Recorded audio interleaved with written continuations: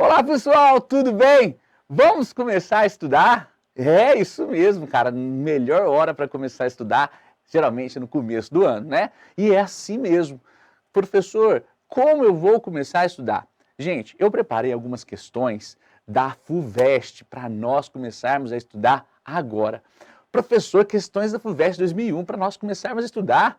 Mas isso é muito difícil, isso mesmo. A FUVEST é considerado um dos vestibulares mais concorridos, mas no vestibular de 2021, cada questão clássica de geografia que foi cobrado, eu falei assim, gente, vamos começar por ele.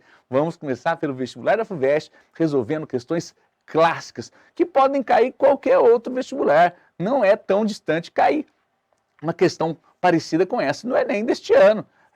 Vamos pensar na preparação, foco no processo.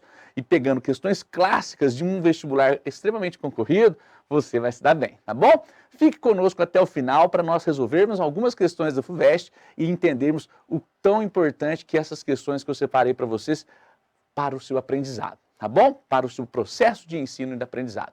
Vamos lá, vamos resolver as questões? Galera, olha aqui. Eu separei aqui para você algumas questões, né?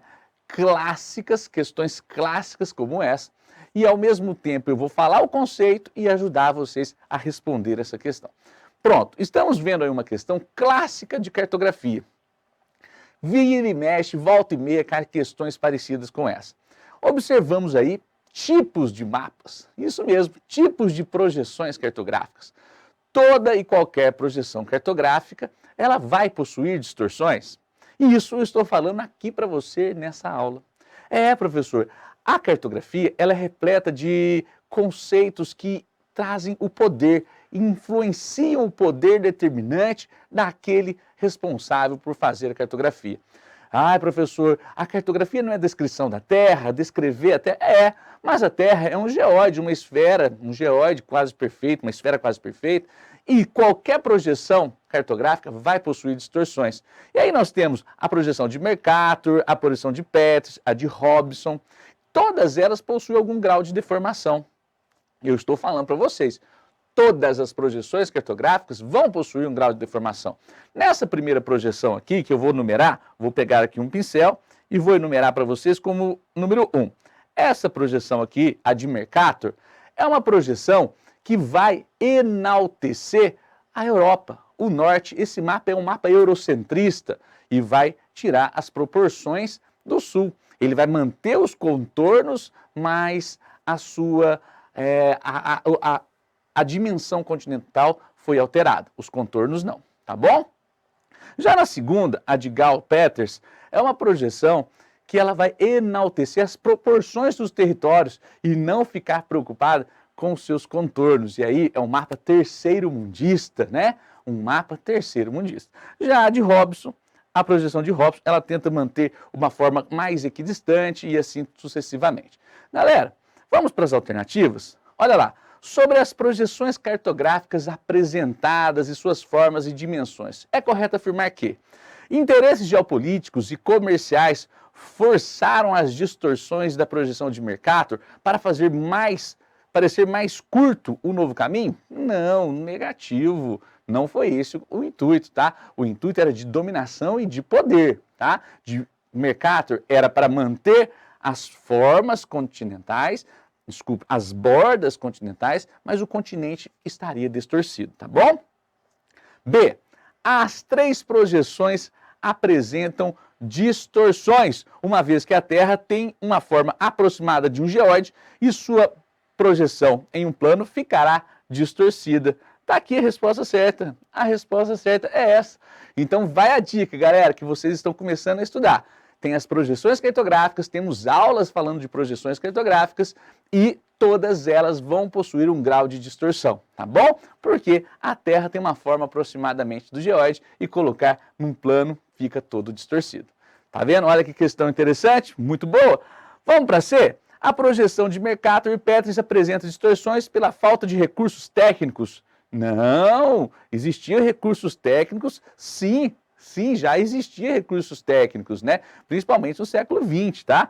A projeção de Gall-Peters, então tá errada, a C. A projeção de Gall-Peters não apresenta distorções? Claro, todas vão apresentar distorções. Em todas as projeções apresentam distorções, uma vez que o formato da Terra não era reconhecido.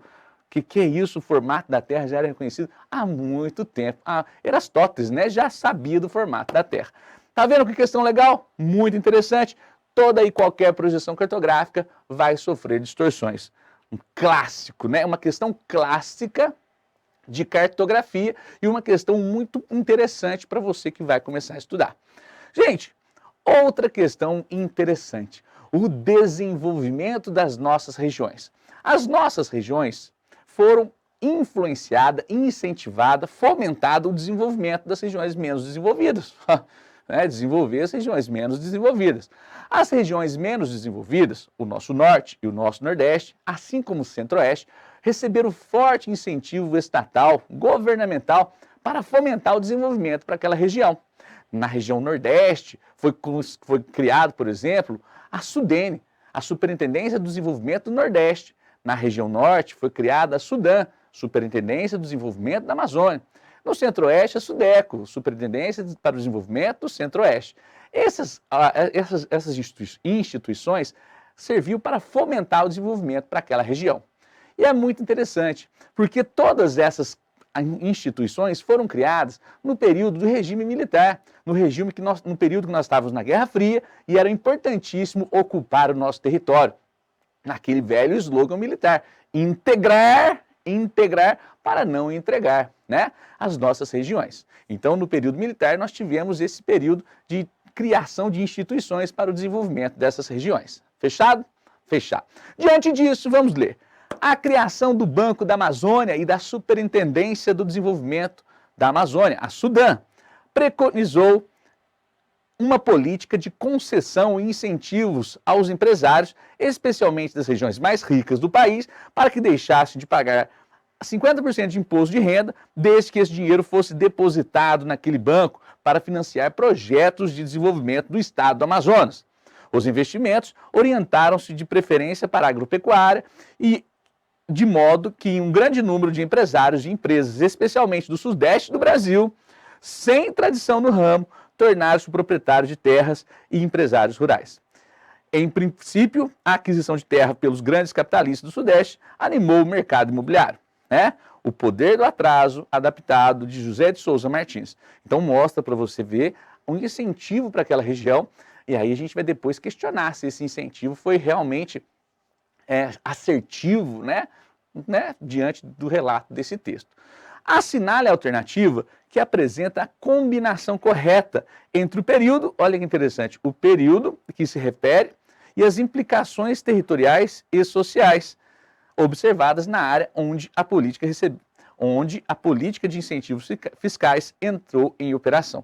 Então, o período, galera, eu havia comentado com vocês qual foi o período de incentivo para a criação dessas instituições, desses bancos para o desenvolvimento das regiões menos desenvolvidas do Brasil, como a SUDECO, a SUDENE e a SUDAM. Foi o período da ditadura militar. Aqui, ó, foi esse período, o período da ditadura militar, período que nós recebemos esses investimentos. Não foi no Brasil Império, não foi na Primeira República, não foi no Estado Novo, muito menos na Nova República, que começa com Collor, tá? Então ali nós já matamos de cara a questão. O período de incentivo para o desenvolvimento dessas regiões foi no período da ditadura militar, que teve o quê? Aumento da grilagem de terra e avanço do desmatamento.